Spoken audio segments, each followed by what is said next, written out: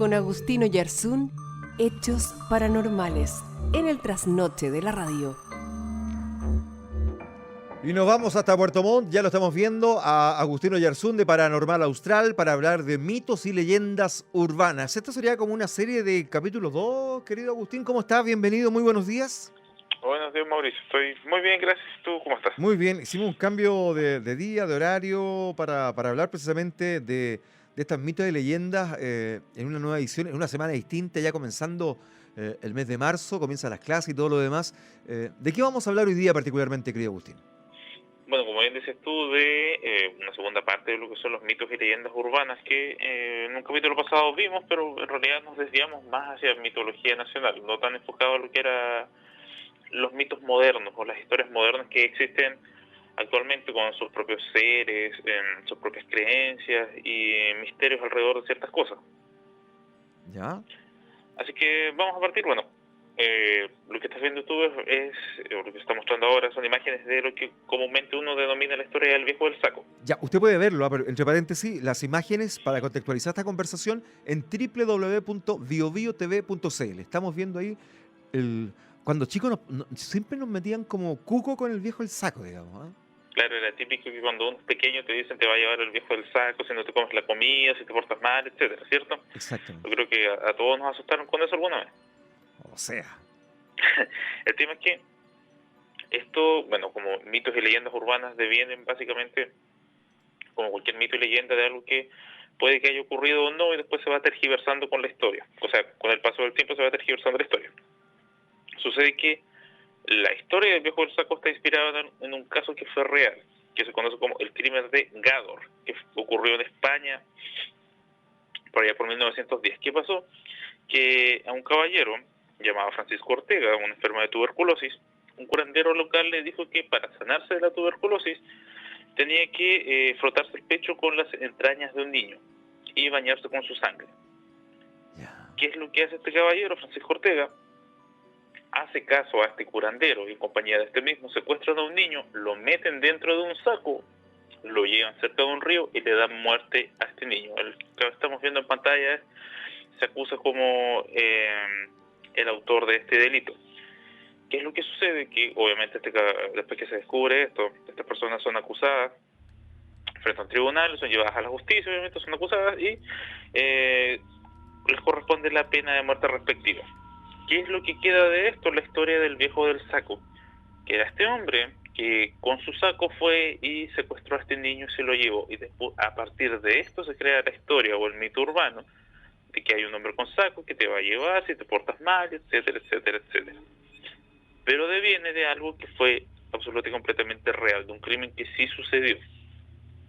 Entonces, no hablamos netamente de algo que es una invención, sino que es de algo que sí sucedió. Hay que recordar que todas estas historias están inspiradas siempre en algo que pasó o tienen algún asidero en la realidad. Y en este caso el viejo del saco sí fue un personaje que existió en España específicamente, y que su modus operandi fue ese, secuestró a un niño, lo echó dentro de un saco y se lo llevó. No sé si estabas familiarizado con esa historia o la habías escuchado alguna vez. Sí la he escuchado la historia, pero no tenía el antecedente que viene, claro, de una distorsión de un hecho real de una persona que trató de sanarse raptando a un niño y dándole muerte. Claro. Según lo que le había dicho el curandero, se iba a sanar con esto, le iba a pasar la tuberculosis y no lo pensó dos veces y asesinó a un niño para poder sanarse. Es decir, mal por todas partes, mal por donde tú mires, esta historia tiene errores. Así que esa es la primera. Uh-huh. Después vamos a hablar, bueno, ¿tú jugaste videojuegos? ¿Juegas videojuegos aún, Mauricio? Pocaso, pero sí los conozco, digamos, y sobre todo las nuevas generaciones se criaron con el videojuego. Claro, pero las consolas, los flippers que se llamaban antiguamente. Ah, por cierto que sí. ¿Los conociste, cierto? Sí, absolutamente. Mira, hay una leyenda urbana al respecto con esto. Con un videojuego llamado Polybius. No sé si te suena. ¿Ya? Polybius. Dicen que esta máquina arcade era un juego desarrollado por el gobierno norteamericano, dicen algunos, otros dicen que por el gobierno ruso, y que supuestamente si tú llegabas a jugar en esta máquina ibas a sufrir serias o ibas a tener serias consecuencias. Entre ellas decían que el juego producía afecciones neurológicas, mareos, tics nerviosos, vómitos, pérdida de la memoria, alucinaciones auditivas, ataques epilépticos y sobre todo terrores nocturnos, es decir, pesadillas de carácter extremo que llevaron a algunas personas al suicidio supuestamente. ¿En qué consistía el juego? Bueno, a ciencia cierta hay varias versiones. Unos dicen que era una pantalla que tú tenías que ir avanzando, pasando niveles, destruyendo ciertos objetivos. Otros dicen que simplemente se mostraban diferentes tipos de formatos, luces, formas y colores ahí, que eran de un carácter bastante hipnótico. Entonces la persona que jugaba esto quedaba un tanto fascinada y atraída por el juego y producía algún tipo de adicción. Con el tiempo, si tú jugabas demasiado a Polybius, se decide que la gente, ahí vemos algunas supuestas capturas, porque el juego en realidad parece que no existe, sino que alguien inventó la historia, pero otros dicen que parece que sí en realidad existió. Y algunas personas decían que si jugabas demasiado esto a Polybius, comenzaban a aparecerte mensajes. Y aquí viene lo raro después también, porque si bien ya tenía luces fuertes, colores llamativos, con el tiempo si tú jugabas comenzabas a escuchar o comenzabas a descubrir ciertas frases que te incitaban al suicidio, al conformismo tal como sale, al conformismo tal como uno lo entiende, confórmate con tu vida, nunca vas a hacer nada más, eres un perdedor, mensajes de este tipo que algunas personas señalaban escuchar cuando estaban jugando, y después de haber jugado señalaban que recibían ciertas visitas extrañas en la noche que les entregaban estos mensajes.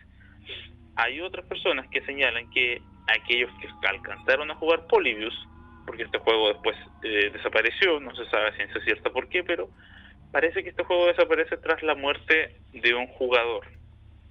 Y una persona que estaba jugando al parecer sufrió algún tipo de ataque epiléptico, un ataque cardíaco, y fallece tras jugar esto.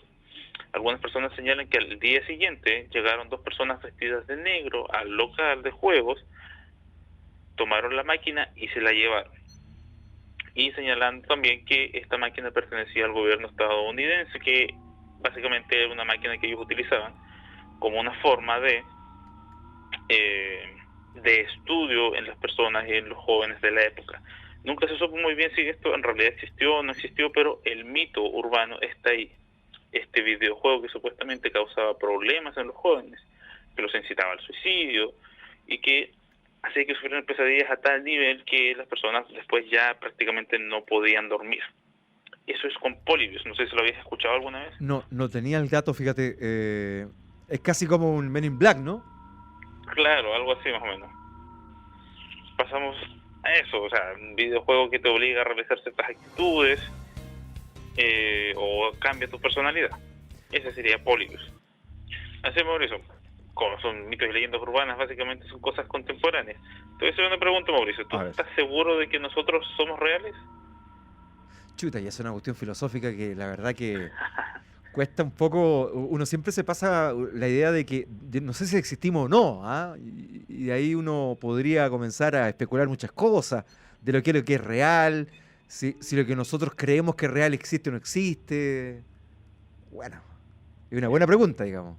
Claro, en filosofía se dice que si eres capaz de razonar, pensar y cuestionar tu propia existencia es que realmente existes. Si no lo pudieses hacer, indicaríamos que estamos siendo manipulados por algo superior. Pero hay una historia, un mito urbano, una leyenda, como le quieras denominar, que señalaría que nosotros en realidad vivimos en una realidad simulada. Es decir, que tanto tú como yo y las personas que están escuchando no existimos en realidad, sino que somos productos de algún programa tecnológico ultra avanzado, como en un videojuego o en un programa de simulación, y que estamos aquí básicamente porque alguien programó simplemente todo esto. No sé si tú sabes algo al respecto, crees en esto o no lo habías escuchado nunca. No, nunca lo había escuchado, ¿ah? Pero uno podría imaginarse en algún momento, digamos, ¿somos todos casualidad? ¿Existe? ¿Alguien nos programó? Mira, Elon Musk, no sé si lo ubicas tú, el filántropo este de SpaceX, los satélites, la Tesla, no sé si Sí. lo ubican. Elon Musk señala que las probabilidades de que nosotros viviésemos en una realidad simulada son una en mil millones. Es decir, él abre la posibilidad de que puede que tal vez remotamente, si nosotros somos producto de algún programa tecnológicamente avanzado y que estemos viviendo en eso y realmente no somos reales. ¿Por qué? Porque según los estudios que se han hecho, todas las cosas encajan demasiado perfecto, todo además, todos los errores, todas las fallas que pueden existir, no devienen o no tienen grandes consecuencias. Por ejemplo, si un átomo o si alguna partícula fuese inestable, nosotros no podríamos estar aquí, porque eso tan mínimo impediría la existencia de la vida humana o de cualquier forma de vida. Otros señalan también que la forma en que se creó el universo, en cómo nosotros llegamos a estar a partir del Big Bang, también doy una explicación que a todos deje tranquilos, porque de que antes no había nada, de repente apareció la vida, también a algunos les parece extraño. Otras personas señalan que nosotros ya hemos recreado vida, entre comillas, en base a videojuegos, programas de simulación que se están desarrollando actualmente y que te ayudan a simular ciertas situaciones en las cuales tú puedes tomar decisiones. Y también hay quienes señalan que, ¿por qué no en un futuro muy próximo nosotros vamos a ser capaces de recrear en un programa seres que tengan conciencia propia y que ellos puedan actuar sin que nosotros tengamos que intervenir dentro de un programa computacional?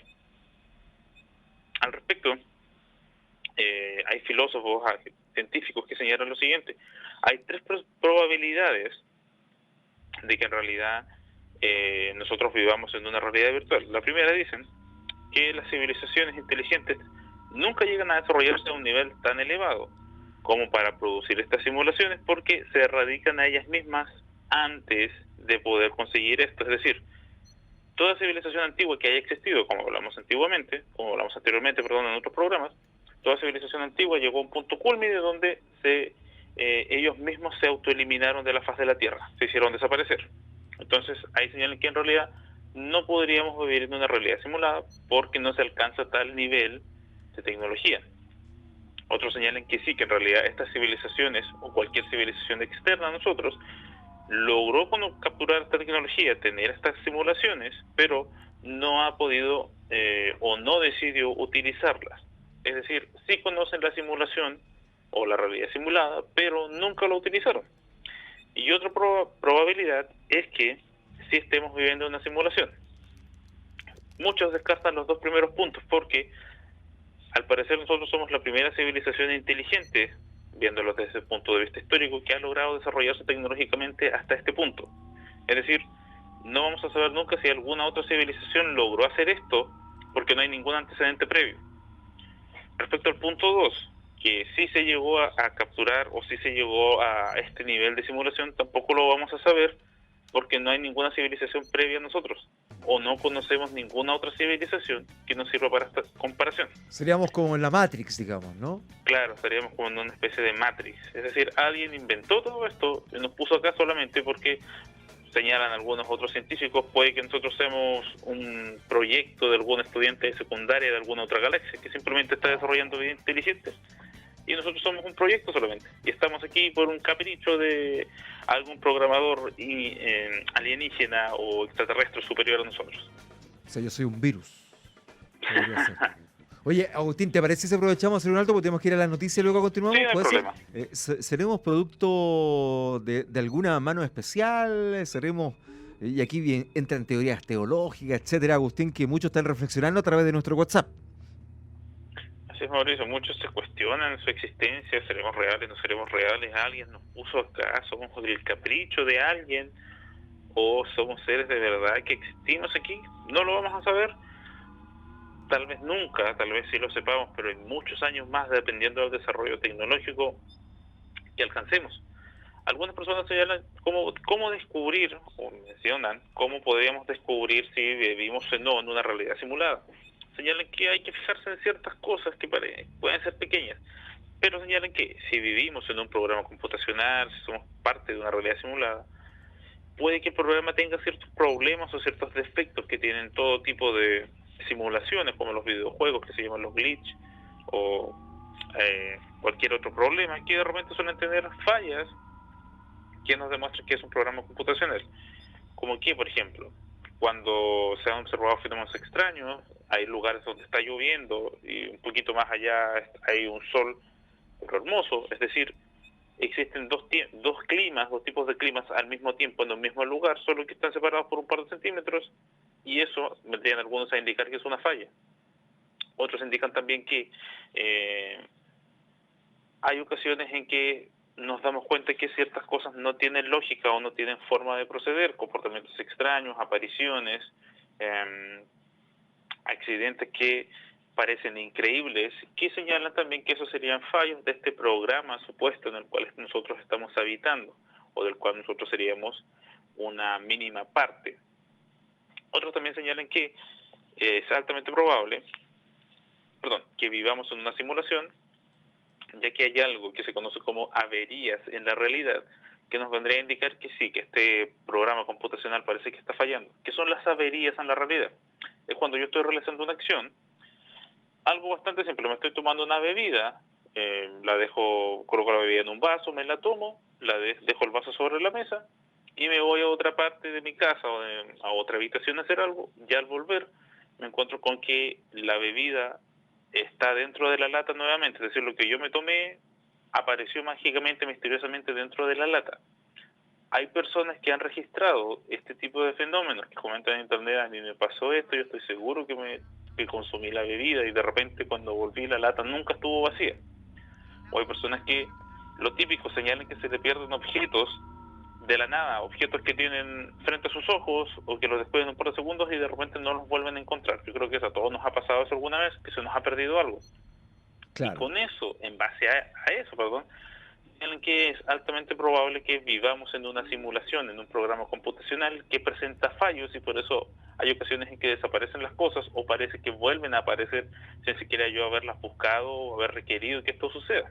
O los famosos déjà vu, digamos, como esto lo he vivido antes de pronto, ¿no? Claro, los famosos déjà vu, que desde el punto de vista concreto, real, lógico, señala que es una falla, una pequeña falla en el cerebro, en la sinapsis, se produce algún tipo de fallo, un procesamiento o mal procesamiento de información que te hace tener esa sensación de estar en un lugar en el cual ya habías estado. Eso sería un déjà vu, pero también hay quienes señalan: ¿y qué pasa si no es eso? Si realmente yo ya estuve aquí o ya pasé por esto, o parece que este programa donde yo estoy habitando tiene fallas y me presenta información que yo ya había procesado antes, o me borra ciertos eventos que yo ya había registrado.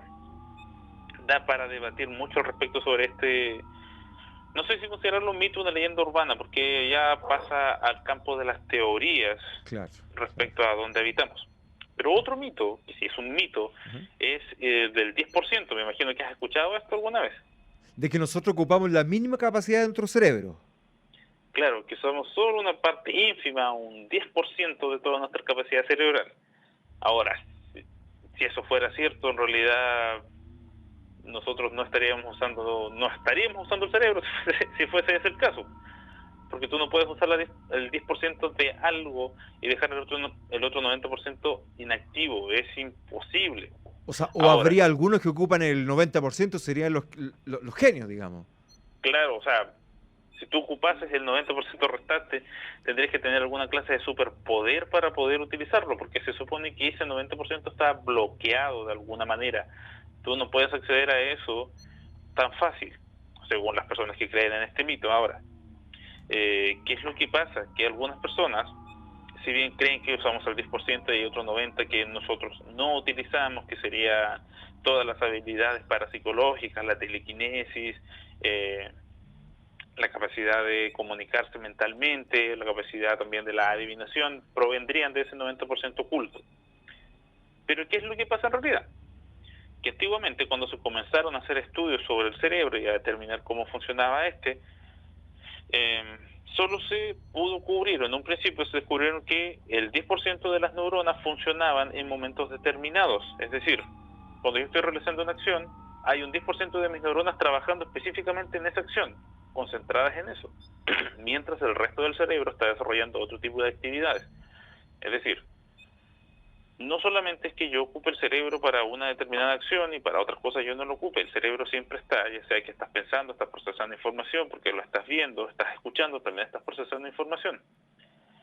¿Por qué se originó este mito, esta creencia? Reitero, porque cuando se comenzó a estudiar el cerebro y a ver cómo se producía la sinapsis y todo esto, se determinó que en momentos precisos solamente hay un 10% del cerebro iluminado específicamente porque se está trabajando en una acción determinada en la cual se está enfocando toda esa capacidad. Hay otros que señalan también que cuando se comenzaron a hacer los mapeos cerebrales, solo se detectó un 10% de las neuronas existentes y pudieron determinar eso solamente. No es que no ocupemos todo, sino que los estudios que dieron origen a este mito se basaban en que solo se alcanzó a cubrir un 10% de la región cerebral o neuronal. Desde ahí se obtiene esta creencia popular de que nosotros ocupamos una mínima parte, una ínfima parte de nuestra capacidad cerebral, y que si lográramos ocupar el 100% de todo nuestro potencial, podríamos desarrollar habilidades bastante increíbles, casi superhumanas, que nos llevarían a transformarnos en, valga la redundancia, básicamente superhumanos, es decir, con habilidades innatas. Es más, se dice que, o según hay estudios, que las personas que son superdotados tienen una menor actividad incluso cerebral que un humano común y corriente. Es decir, los grandes genios, en palabras de ocupando este mito, ocuparían menos del 10% para realizar sus actividades, es decir, no utilizarían una actividad o no tendrían una actividad cerebral tan elevada como el común de los corrientes seres humanos. ¿Por qué? No se sabe a ciencia cierta, pero sí hay diferentes estudios que demuestran que ellos tienen una actividad cerebral diferente a la que tenemos nosotros. Iluminan otras zonas del cerebro al momento de trabajar o de enfocarse en alguna actividad. Tal vez desde ahí podríamos decir que, si bien no ocupamos todo el potencial, sí hay zonas del cerebro que puede que no utilicemos a diario y que no hemos desarrollado bien, y que eso sí nos podría ayudar a utilizar todo el potencial de nuestro cerebro humano. No solamente ocupamos un 10% y ocupamos esta parte y el resto está oculto. Esa es parte de una creencia popular que en algún momento se creyó errónea. ¿Qué piensas tú respecto a eso, Mauricio? ¿O nosotros seremos solamente un 10%? Porque esto también entra a debate después. O sea, claro, y hay algunos señalan que efectivamente es así. Lo que pasa es que a lo mejor el cerebro tiene ciertas funciones que funciona solamente cuando se requiere de esa función y no sirve para otra cosa, digamos, la emoción, la inteligencia, la habilidad, el lenguaje, porque cuando a una persona, digamos, le sale un tumor en alguna parte del cerebro, le afecta una función de su organismo, no toda. Entonces yo creo que por ahí es un todo, ¿no? Claro, es un todo. Como ya señalas tú, súper bien, que en zonas determinadas de repente funciona el cerebro, porque como también señalas, si hay un tumor o algo, afecta a esa parte y no afecta a todo el cerebro. El cerebro está seccionado, funciona también por lóbulos, o sea, lo podemos separar por lóbulos y va a tener diferentes funciones. No es que funcione completamente en un todo siempre, sino que hay regiones que están determinadas al habla, a los recuerdos, a la parte artística, al centro matemático, etcétera. Está destinado en diferentes secciones. Es como una gran biblioteca que tiene distintos archivos, ¿no? Y si una parte de esos archivos falta eso nomás, no todos. Claro, no todos. Por eso pensar que ocupamos un 10% es un tanto alocado, tirado a las mechas, diciéndolo coloquialmente, porque el cerebro es una gran máquina de procesamiento que siempre está en constante trabajo. Aún así, cuando estamos durmiendo también se presenta actividad cerebral. No es que solamente estamos despiertos, lo estamos ocupando y estamos enfocados en eso. No, siempre está funcionando. Ahora, pasando a otro tema, saltándonos esto, tú tomas Coca-Cola, ¿verdad? ¿Conoces la Coca-Cola? O sea, claro. ¿Quién no conoce la Coca-Cola a esta altura Y muchos conocen la piscola, digamos. También, digamos. Claro, ya esa es otra combinación, ya. Otros usos que se le dan. Claro. Bueno, la Coca-Cola se inventó en 1886 por un farmacéutico llamado John Pemberton, que casualmente en su receta original sí utilizaba cocaína. Respecto a Coca-Cola hay muchos mitos urbanos, muchas leyendas, que la fórmula es secreta y que todavía utilizan cocaína. Algunas personas señalan que la Coca-Cola te puede corroer los dientes, que limpia metales, etc. Hay muchas cosas que se dicen al respecto de esta popular bebida.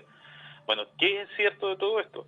Sí, en realidad Coca-Cola, desde 1886 hasta 1903, sí contenía cocaína. Contenía 9 miligramos por vaso de cocaína. Sí llegó a tener cocaína. ¿Cómo se origina el nombre? Porque John Pemberton decide crear una bebida que sea tónica, es decir, algo que sirva para revitalizar a las personas. Mezcló varias cosas. Primeramente ocupó una especie de vino francés, con el cual comenzó a hacer su mezcla. Ese era su base, un vino francés, y con eso comenzó a mezclar diferentes cosas, un poco de cocaína, nuez de cola y algunos saborizantes que le dieron un color, un sabor diferente. Entonces, mezclando estas cosas, un poco de cocaína, un poco de nuez de cola, surge el nombre de Coca-Cola, al parecer. Y como te decía, hasta 1903 sí se registra, según información que se puede encontrar en internet, que sí contenía pequeñas cantidades de cocaína todavía la fórmula. Después, cuando ya se declaró que esto era ilegal, que la cocaína era un alcaloide, una droga ilegal, se quitó de la fórmula y se reemplazó por otras cosas. Hay quienes señalan sí que al día de hoy todavía la fórmula original contiene trazos de cocaína y por eso algunas personas señalan que es tan adictiva. Sea cierto o no sea cierto, no lo sé. Se supone que ya se quitó de la fórmula.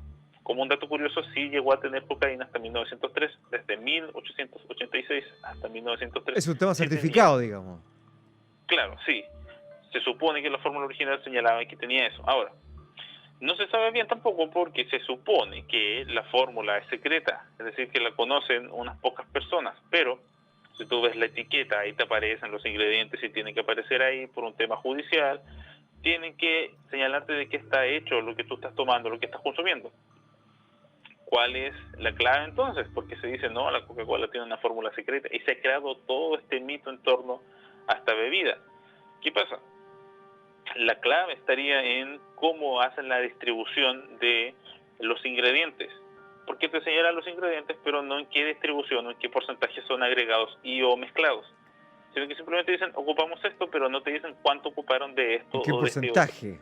Claro, qué porcentaje existe de ciertos elementos que ellos colocan como colorantes, aromas o saborizantes. La fórmula secreta se dice, la fórmula original, que supuestamente es la secreta, que creó John Pemberton, estaría en uno de sus cuadernos, como se muestran algunos ahí, en un cuaderno que él escribió donde anotó la fórmula, y ese cuaderno estaría ahora en un banco en el Museo de Coca-Cola, en la ciudad de Atlanta, en Estados Unidos. La leyenda, el mito urbano señala que solo 2 personas conocen la fórmula, y cuál es lo chistoso de esto, que una persona conoce la mitad de los ingredientes y la otra persona conocería la otra mitad de los ingredientes. Y en base a esto, primero entra uno, trabaja, coloca los ingredientes necesarios, se va, viene la otra persona y coloca los ingredientes restantes y así sería la Coca-Cola. Eso es parte del mito urbano. Pero lo que sí es real o concreto es que solo los altos ejecutivos tienen acceso a la información concreta de la proporción de ingredientes que se utilizan en la fórmula final. No es que la conozcan 2 personas. Todos conocemos la fórmula de Coca-Cola, pero no sabemos cómo mezclan los ingredientes. Es decir, tienes todo ahí, pero cómo tú lo hagas va a depender mucho de las proporciones que utilices. Ahora, claro. Lo que me llama la atención es que hoy día con el avance de la tecnología la pueden meter en un laboratorio y pueden pesquisarla completa, digamos. Claro, tú como señalas bien, se puede llevar a eso, a un laboratorio, se pesquisa y te salen todos los resultados. Exacto. Pero Coca-Cola también se ha encargado de mantener este halo de misterio, de generar que sí, que hay una fórmula secreta y que nosotros en realidad no la vamos a dar a conocer y que nosotros mismos como Coca-Cola no conocemos bien la fórmula. De hecho, nos acota Fabricio Durana de Iquique que en un momento la misma empresa demandó a una iglesia adventista en Estados Unidos por demonizar al producto que tenía una fórmula de cocaína y le sacó una millonaria indemnización a esta empresa por predicar mentira en la justicia norteamericana. Tú sabes que los norteamericanos son muy sensibles respecto a la difamación. Claro, judicializan todo además los gringos, ¿no? Claro, judicializan todo. Tú puedes decir algo y te llevan a tribunales inmediatamente porque los estás difamando. Ellos son bastante, ¿cómo llamarlo? Bastante preocupados. Todo lo legalizan, como tú lo dices. Cualquier cosa, difamación, malas prácticas que estés teniendo te van a llevar a la justicia y te van a acusar. Pero como tú dices, se acusó a Coca-Cola, como bien señala el auditor, respecto de ese Coca-Cola decidió tomar acciones legales de inmediato. Hay gente también que señala que la Coca-Cola es capaz de disolver trozos de carne, huesos, e incluso puede disolver tus dientes. Eso también es mentira. Porque yo creo que la mayoría toman Coca-Cola desde pequeño y todavía tienen sus dientes, todavía tiene todos sus huesos. Sí. Lo que sí es cierto, llega a ser cierto, es que la Coca-Cola tendría un pH muy similar a un limón. Es decir, un limón y la Coca-Cola tendrían el mismo pH y las mismas características para limpiar o para corroer cosas si es que lo llegasen a hacer, cosa que no pasa. Hay personas también que dicen que utilizar Coca-Cola sirve para quitarle el óxido a los tornillos o para quitarle el óxido a cualquier elemento metálico. Hay videos en internet que muestran a gente ocupando Coca-Cola para quitarle el óxido a los fierros, a las barandas, etcétera. Parece que sí resulta, pero uno se puede decir entonces qué cosa estoy tomando, pero si lo piensas bien, tú tomas agua y con el agua también tú te lavas, Claro. limpias ciertos objetos, es decir, tienen propiedades que a lo mejor nosotros no nos damos cuenta. El que, limón sirve para sacar la grasa. claro, y que para nosotros no es nocivo en realidad, pero si lo pensamos así, eso, mira, saca el óxido. Claro, porque es bebida carbonatada, es decir, tiene carbón, tiene gases que ayudan a que a lo mejor se disuelva mejor el óxido. Ahora, hay otras personas que dicen también que si tú juntas una cantidad bastante grande de Coca-Cola y lanzas un trozo de carne, el trozo de carne se va a disolver. También sería parte de los mitos urbanos, porque en realidad no sabemos si eso pueda pasar o no pueda pasar. Como te digo, la mayoría ha consumido o ha probado Coca-Cola desde pequeño y no conozco a nadie que me haya dicho aún que la Coca-Cola le ha hecho mal o que provocó algún problema en su sistema digestivo. Pero, No conozco a nadie todavía. pero convengamos que sí nace como un medicamento para el estómago, digamos, la Coca-Cola, ¿no? Claro, nace más que nada como un tónico revitalizante en sus inicios, Ya. para las altas sociedades, porque mezcla ciertos elementos que para las personas creían que eran revitalizantes, bueno, en realidad como la cocaína, mezclada con otras cosas, sí parece que causaba efectos revitalizantes o despertaba a las personas. Por eso, después se cambia la cocaína por cafeína, para que tenga el mismo efecto revitalizante, el mismo efecto de despertar. Hay gente que toma Coca-Cola y dice que se siente más revitalizada y que se siente mejor, que de alguna u otra manera despertó. Entonces sería por ello, por la cantidad de cafeína que ahora se le está colocando y que antes era la cocaína. Más que un remedio, porque también hay personas que señalan que sí se utilizaba como una especie de remedio para el estómago, como bien tú señalas. Incluso hay personas que dicen que si a ti te duele el estómago, te tomes un vaso de Coca-Cola y es altamente probable que mejores considerablemente de tu dolor de estómago. Pero habría que llevarlo a la práctica y ver qué tan real o concreto es, porque también no se puede sugestionar al respecto. Estamos con Agustín Oyarzún hablando de mitos y leyendas urbanas acá en el trasnoche de la radio. Agustín. Y vamos con un personaje, ya para ir finalizando, que fue creado hace no muchos años, hace más o menos unos 10 años, que sería Slenderman. ¿Conoces a este personaje? No. Mira, Slenderman, que se traduce como el hombre delgado, nace en un foro llamado Something Awful, por allá por 2009. Tú sabes que los norteamericanos son muy asiduos a escribir en foros, a participar, a intercambiar ideas, a conversar. Y en uno de estos foros, uno de los usuarios coloca un par de fotografías trucadas con Photoshop, obviamente, de este personaje que sería Slenderman, que supuestamente secuestra niños. Es un personaje que no tiene rostro y que tiene unos tentáculos en su espalda y que obligaría a las personas a ya sea a suicidarse o que las hipnotizaría para poder cazarlas. Surge este personaje de esa manera. Es completa y absolutamente falsa la historia. Simplemente es una creación que se hace como mera entretención. Las fotos que él muestra son de los años 1926, crea toda una historia de fondo, que esos niños fueron vistos ahí por última vez y que este personaje apareció. Y los secuestros, un personaje muy alto, más de 2,5 metros, cerca de 3 metros mediría. Se caracteriza por utilizar un traje negro, bastante elegante, y también sería calvo y no tendría rostro. Serían sus características. Bueno, como te decía, está este personaje que es Slenderman, este hombre alto que utiliza un traje, no tiene rostro. Es un personaje ficticio completamente. Aunque existen fotografías, evidencias, es obviamente falso su creación, es simplemente para entretención. Pero lo curioso de esto es que entre 2014 y 2016 se registraron casos delictivos que involucraban a este personaje, aunque no existe. ¿Qué fue lo que pasó?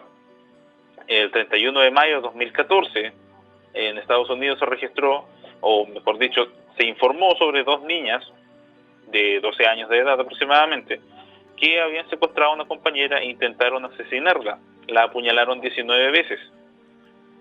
Cuando se les preguntó por qué lo hicieron, ellas señalaron que debían asesinar a su compañera para dársela como una especie de tributo a Slenderman, porque ellas habían leído en internet que para que este personaje viniera hacia ellas y las hiciera parte de, como llamarlo, de su grupo, o ser parte, o ser amigos de Slenderman, debían ofrecerle un sacrificio humano.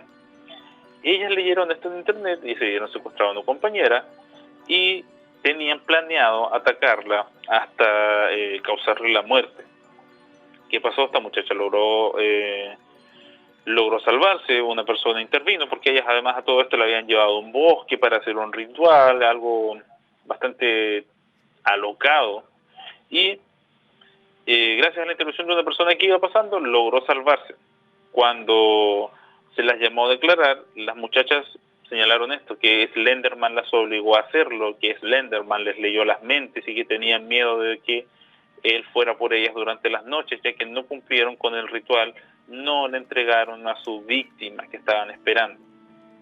Se les declaró no aptas para juzgar a las muchachas porque presentaban periodos de psicosis, parece que tenían algún grado de esquizofrenia las chicas, o que se habían vuelto locas, en palabras bien coloquiales, tras haber leído esto en internet, es decir, se habían desquiciado un poco, no sabían ya distinguir entre lo que era real y lo que era la ficción. En ese mismo año, también unos meses después, en septiembre, una chica también intentó quemar su casa debido a lo mismo. Ella señalaba que Slenderman estaba en la casa, que la estaba persiguiendo y que ella tenía que acabar con este personaje, así que le prendió fuego a la casa. La policía, al preguntar qué fue lo que pasó, se le señaló, o la madre, mejor dicho, señaló que su hija, la muchacha que intentó quemar la casa, señaló que ella había estado leyendo foros de internet sobre este personaje y que se había preocupado extremadamente, y que al parecer ella dijo en algún minuto que este personaje había llegado a la casa y para proteger a su familia ella había decidido acabar con él. Hay otros casos también al respecto de gente que señala haber visto a Slenderman, y estos son casos concretos, gente que tras leer sobre él en internet señala que al parecer me está siguiendo, al parecer se me apareció, lo he visto rondando fuera de mi casa. Se ha producido o se ha transformado en una especie de psicosis después de leer ciertos párrafos o cierta información sobre este personaje. Eso es lo que hace interesante la historia de Slenderman, que es un personaje completamente ficticio, pero hay personas que aseguran que tras haber leído, investigado sobre él, en algún momento determinado se les ha aparecido y juran que el personaje es real. Pero nosotros sabemos que esto es una creación, su mismo creador tuvo que salir a dar declaraciones después de que esto era un invento, que él es un personaje suyo que creó para meramente entretención y que ya se estaba saliendo un poco de las manos este mito urbano. No sé si estás familiarizado y has escuchado alguna vez de... Sí que, mira, auditores acá nos dicen que hay una película relacionada con... Sí, exactamente. Exactamente, hay una película relacionada que supuestamente muestra a este personaje cómo interactúa, cómo llega y cómo las personas reaccionan a esto. Creo que se centra en dos niñas. No la he visto, pero sí estoy consciente de que existe la película. Mira, son parte de la casi leyendas urbanas, ¿no? Claro, es leyendas urbanas básicamente. Todo cuento, historia, narración que sea contemporánea de nuestros tiempos, así como la historia de Luis Corsaco es contemporánea hacia nosotros, y que se ha mantenido a lo largo de los años, o que ha presentado pequeñas variaciones, pero que se ha logrado mantener y que se ha ido ocurriendo a través del boca a boca. Así como hablábamos de Polybius, este videojuego. Hay más historias de videojuegos que supuestamente obligaban obligaban a los niños a suicidarse porque tocaban melodías muy tristes. Así como también está el mito de la Coca-Cola, que no sabemos si tiene cocaína o no, o también como existe el mito urbano de que nosotros no ocupamos toda nuestra capacidad cerebral. Por eso se han transformado en mitos urbanos, porque son básicamente contemporáneos y pertenecen también a las grandes urbes, se desarrollan en las grandes ciudades, o desde ahí nacen todas estas historias y se van difundiendo por todo nuestro país o todo el mundo en este caso, gracias a la tecnología, a la internet que tenemos ahora. Bueno, Agustín, jornada de día martes, vamos a estandarizarlo ya para poder seguir teniendo este segmento que nos permite darle un clic, una vuelta, ¿no?, a estos temas que nos van acompañando permanentemente y que son parte del día a día también. La historia, nuestros abuelos también se criaron con estas mitos y leyendas, ¿no? Claro. Este boca a boca que iba avanzando, y yo creo que como nos hemos ido tecnologizando un poco, lo hemos ido dejando de lado y volvemos un poquito a estas historias que nos contaban en antaño. Exacto, Mauricio. Que tengas una muy buena semana, ¿eh? Igualmente, Mauricio, muchas gracias. ¿Se ve la luna grande también allá en Puerto Montt, no, hoy día? No tengo idea porque no he salido a ver afuera, así que no te podría decir sí o no. Un abrazo grande, amigo. Igualmente, Mauricio, que estés bien. Agustino Oyarzún, lo puede encontrar en su página en Facebook, lo puede ubicar, le puede hacer preguntas, lo puede contactar en Facebook, lo encuentra como Paranormal Austral. Ahí a Agustino Oyarzún para hacerle consultas, sugerencias y plantearle temas de conversación. Un abrazo. Estuvo con nosotros acá en el Trasnoche de la radio.